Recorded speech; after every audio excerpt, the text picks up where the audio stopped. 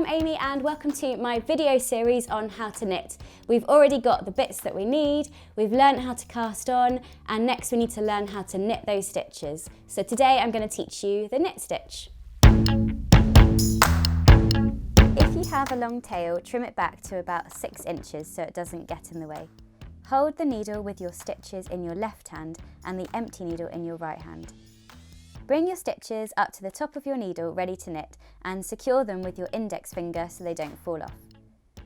Insert your right needle into the stitch like this.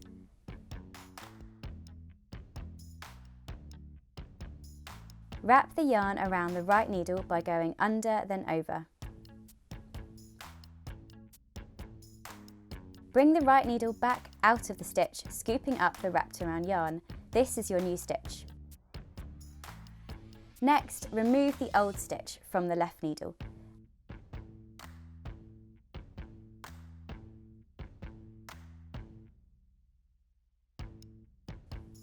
Here it is again.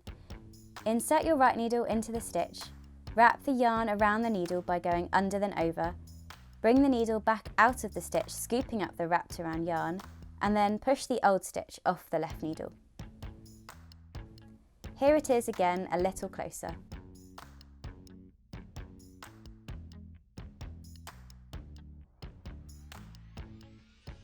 Carry on knitting the stitches all the way along the row.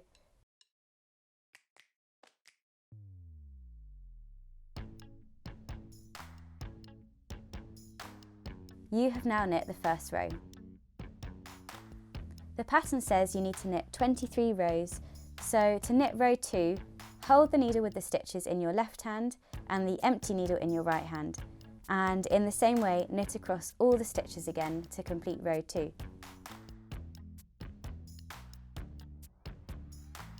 You'll find your own way to hold the yarn that feels comfortable for you, and everyone does it slightly differently, but this is how I like to hold it. Keep knitting to the end of the row and then repeat all of this again for row 3.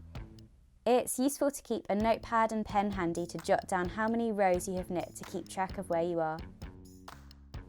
Keep going until you have 23 rows. So now you know how to knit the knit stitch. Next we're going to look at how to shape the bunting to give it this nice little point at the end there. So see you next time.